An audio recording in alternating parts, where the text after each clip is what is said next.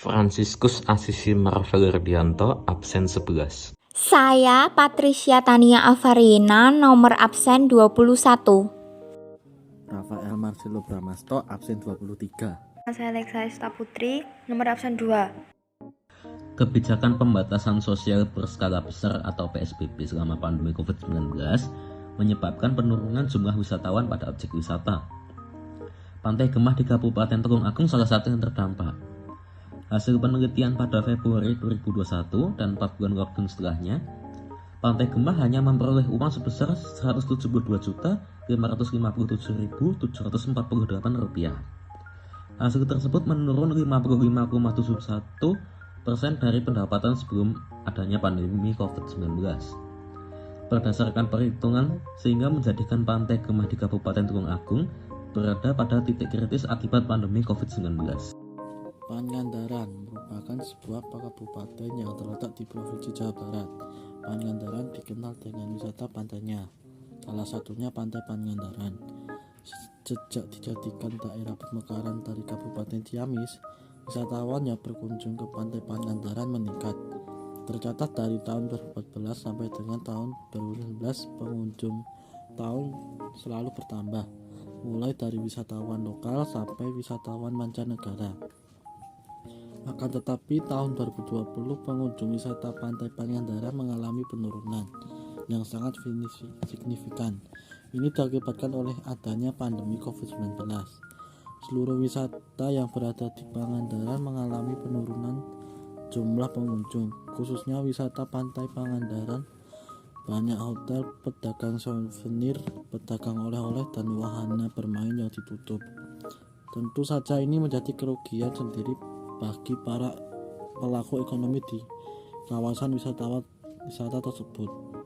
Pada akhir tahun Juni 2020, kawasan wisata Pantai Pangandaran sudah mulai dibuka, akan tetapi pengunjung belum banyak yang berkunjung. Sampai saat ini, akhir tahun 2020, pengunjung masih belum stabil karena pandemi belum usai. Kurang lebih suatu dekade sebelum UNCLOS 1982 mulai berlaku, Indonesia telah mengumumkan juga Undang-Undang Nomor 5 Tahun 1983 tentang Zona Ekonomi Eksklusif Indonesia yang mengatur tentang pelaksanaan hak berdaulat dan yurisdiksi Indonesia di Zona Ekonomi Eksklusif Indonesia. Adapun pertimbangan-pertimbangan yang mendorong pemerintah RI sebagai suatu negara kepulauan sehingga mengalurkan pernyataan mengenai wilayah perairan Indonesia adalah bahwa bentuk geografi Indonesia yang berwujud negara kepulauan yang terdiri atas 13.000 lebih pulau-pulau besar dan kecil yang tersebar di lautan. Bahwa penetapan batas perairan wilayah sebagai menurut Territorial Zone Maritime Kringen Ordonnansi 1939 yang dimuat oleh St. Blad 1939 nomor 442 pasal 1 yang tidak cocok lagi dengan kepentingan Indonesia setelah merdeka. Undang-Undang Nomor 4 PRP tahun 1960 tentang perairan Indonesia. Peraturan Pemerintah Nomor 8 tentang tahun 1962 tentang lalu lintas laut damai kendaraan air asing dalam perairan Indonesia. Keputusan Presiden RI Nomor 16 tahun 1971 tentang pemberian izin berlayar bagi segala kegiatan kendaraan asing dalam wilayah perairan Indonesia. Undang-Undang Nomor 5 tahun 1983 tentang Zona Ekonomi Eksklusif Indonesia. Peraturan Pemerintah Nomor 15 tahun 1984 tentang pengolahan SDA hayati di Zona Ekonomi Eksklusif Indonesia.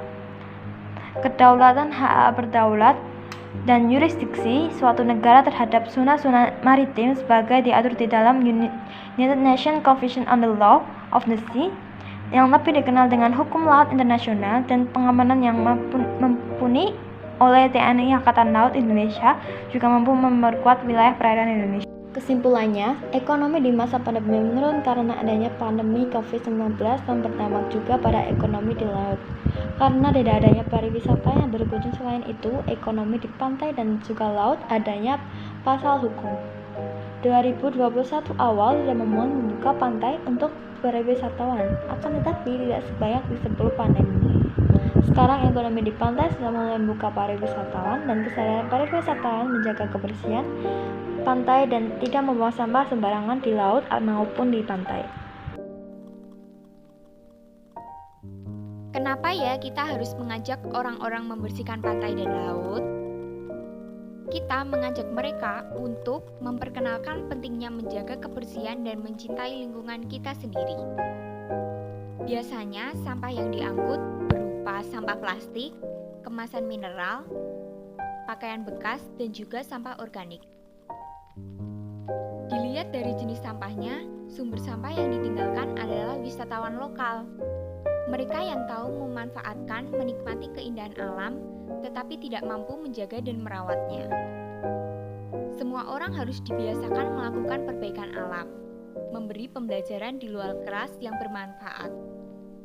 Tertanam sikap dan mental mencintai dan menghargai lingkungan tempat tinggalnya, itu perlu bagi semua orang maupun anak-anak.